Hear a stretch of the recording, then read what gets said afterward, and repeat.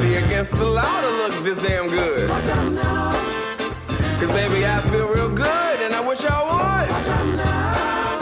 It's gotta be against the law. Wake up! Yep, it's that time again. Vape AM, brought to you by vapers1.com.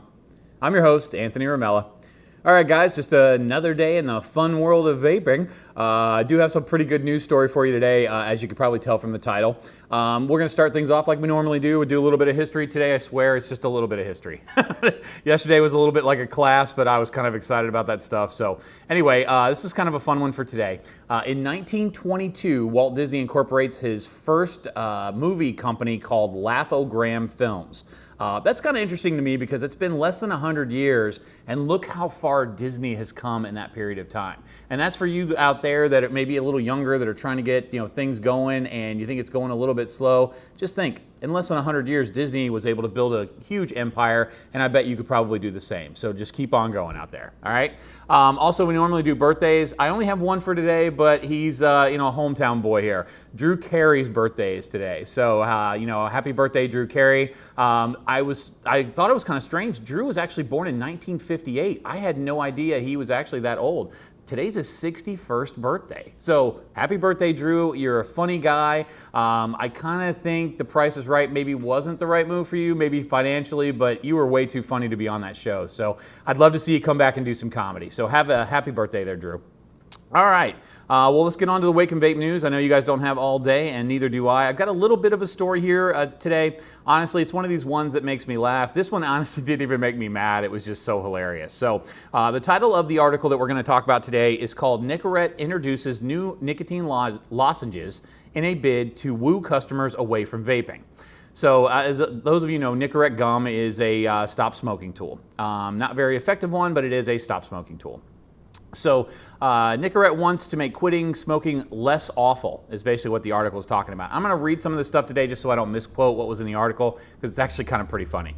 So the brand's launching its first new product in 10 years. It's a coated ice mint lozenge. The coating helps deliver a punch of minty flavor with a smooth texture, and then other nicotine lozenges that can sometimes be chalky. Well, no doubt. I mean, that nicotine gum is just terrible. So the Food and Drug Administration actually approved nicotine gum back in 1984 when it was owned by a different company, MMD, which is Marion Morrell Dow. Now it's owned by GlaxoSmithKline, which we've talked about in previous episodes, and they started marketing the gum and the nicotine patch in '96 once the FDA approved over-the-counter products. So these are things you don't have to have a prescription for. You can just kind of go in and get. And so they took that over and probably saw it as a big moneymaker. Scientists at GlaxoSmithKline even spent 7 years supposedly developing this new lozenge. They say that masking the bitter taste of nicotine is a major concern for consumers. Basically, I'm going to read a statement from the Nicoderm, let's see, what is his actual title? Alliance Director of GlaxoSmithKline Consumer Healthcare's Nicorette and Nicoderm brands. Okay, his name is Josh Senequitz. Man, that's we'll put that in the description so you can see it. I'm sure I am butchering that name really badly. All right, so this is his actual quote from the article that came from, you might as well say, Nicoderm, because this is the guy that's speaking for them. We know that quitting is very difficult, so we are always looking for ways to improve and bring a great usage experience to our nicotine replacement products. Obviously, the better the product tastes as it relates to flavor and experience, hopefully, the easier it will be for people to stick with their quitting journey. You know, I know another product that tastes really good that has a really high rate of success for people stopping smoking, and it ain't this. I wonder if you guys can guess what it is. All right, so it says a few people have quit using their products, and in a 2016 Center for Disease Control and Prevention study showed that only 7.4% of people actually quit smoking with the use of the gum, the patches, and the lozenges. And there was even a thing in the article there that said that Nicorette has actually seen some rocky sales in the past few years. Yeah, because people found a better alternative that was a harm reduction product that actually tastes good, that mimics smoking, and that doesn't cause any wicked side effects like the products that we just listed. I'm not going to get into side effects today. If you guys want to know, just check their packaging or just watch one of their videos. You're going to get about 2 seconds worth of what the product is and 28 seconds worth of side effects, and some of them even include like suicidal tendencies. But I said I wasn't going to go into that, so I'm not going to. All right. He continues his statement here. As far as we know, there is no clinical Wow, I'm going to talk again. As far as we know, there is no clinical data to support that e-cigarettes help people quit or secede from smoking. No, none that he knows about. So obviously he lives in a hole at the Nicoderm facility, and they just kind of open up the thing every once in a while and let him out so he can make a speech, and then they just lock him back in there.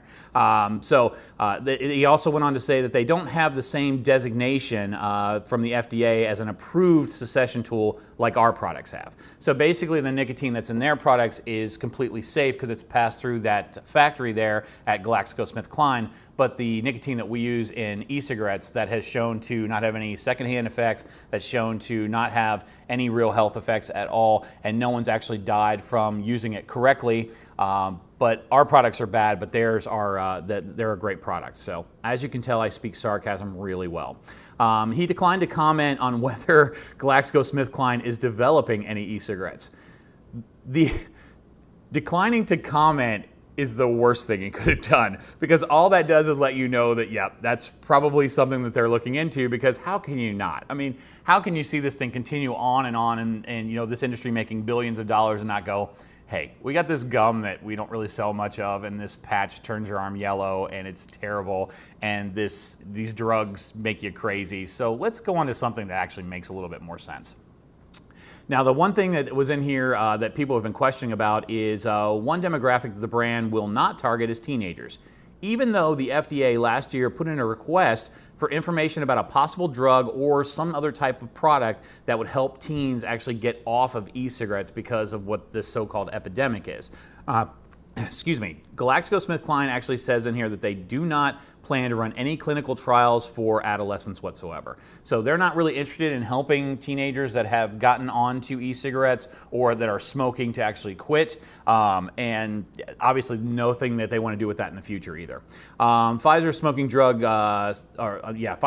cessation drug called Chantix has really failed to help teenagers get away from e-cigarettes, and this was an article that was published last year. So to wrap this all up, basically my biggest issue with these cessation tools is the availability. You know, right now we're fighting a lot of this tobacco 21, the 18, and trying to figure out an age where this is going to be acceptable. And I understand that, I really do. I think that 18 is the appropriate age for this because of so many other things that we allow them to be adult for at 18.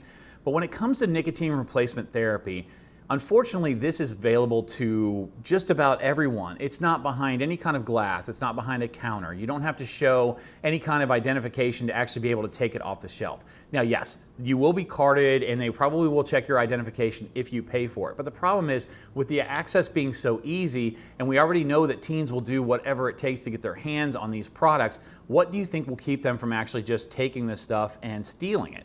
My other concern about this is someone who is, you know, below the age of even understanding what this is. You're standing next to your mom in the pharmacy aisle, and she might be looking at weight loss drugs or, you know, supplements or even like protein shakes and stuff like that. And the nicotine replacement therapy is right there all the way down to the bottom shelf.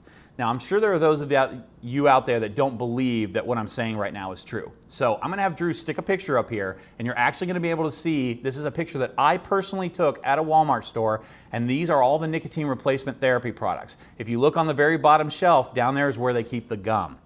So if you're a 5-year-old and you see the word gum and you can't say nicotine because you're 5 years old, you might grab that package, open it up, and stick a piece in your mouth before your mom even knows what's going on. And I've seen some of the people at Walmart with their kids. They're not always so attentive about what's going on there.